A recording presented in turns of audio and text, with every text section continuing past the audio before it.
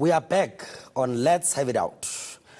Just before the break, Luyolo, I was actually, you raised quite an important point about the fact that at times we take good decisions, we can't implement them, and for what you refer to as corrupt politicians. And I'm making an example about what has happened in the provincial government of the Western Cape. For instance, we know that it's sitting at 91% of irregular and fruitless expenditure. You just got rid of a mayor now, and there's a report that is coming towards the council. In the city of Tshwane, there's a Glad Africa report of 2 billion of corruption in these cities. What has been your role in ensuring that you fight this corruption within your party in order to ensure that young people have confidence again in the organization? Sure. So I think one thing that I agree with you is that corruption cuts across all political organizations. There is no organization in this country that can say that they are free of corruption. But I think what my point is here is what matters is what the political party does when they come across corruption. But what does the youth structure? If tomorrow there is corruption that is found against any mayor or against any member of the party, that person must be dealt with through the disciplinary processes. But I want to speak on this, and this is a very important point. As the NYDA chairperson, you've been appointed by the former president, Jacob Zuma.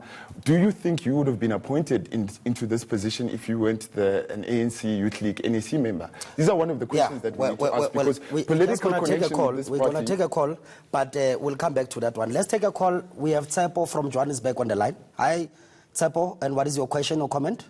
Hello, Comrade Sifiso. How are you? Fine, thanks. And how are you? Yes, I wanted to ask the DA, does DA have a best interest of young people of this country? And what they have done during the Fees Must Fall, because you always see them, whenever there is a march, you will never see a young people of DA being partaking on the street of demonstration. And then I always said, lastly, I just wanted to know that have this white party have a best interest at heart? That's my question, and the content of young people. Thank you very much, Tsepo, and I think that question is noted. And just before Tsepo called, I mean, the interviews for the National Youth Development Agency are done publicly. There's a public call for applications. Everybody was interviewed live on television. Everybody was able to watch. All the qualifications were actually put in place.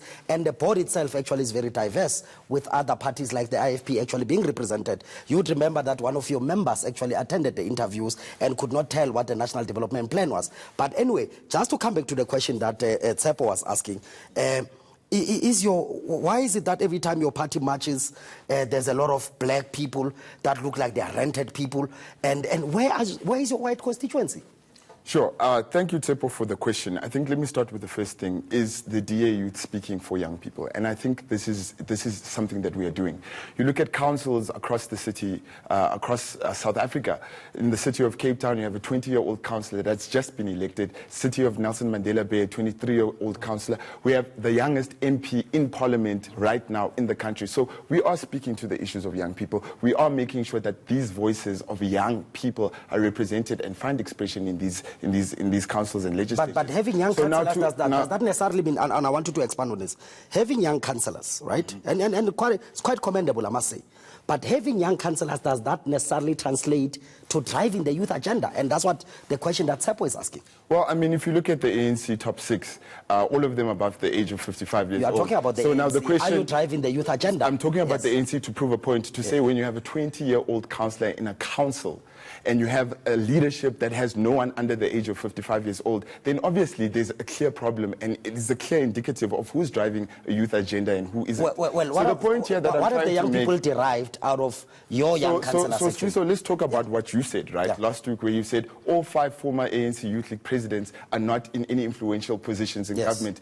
Does the ANC Youth League drive issues of young people in government? Well, no, they don't. Well, the scrapping of experience as an entry-level let's speak about what the DA has done. This is why the DA has prioritized young people to be in councils, in legislatures, and also in national leadership. Give me the gains. Give me the 3. I'm saying to you that the ANC Youth League has advanced the scrapping of experience for entry-level jobs. It's a victory. It is now policy. What have you done? Give me 1, 2, 3 that has actually served young people outside of you taking a 20-year-old to council.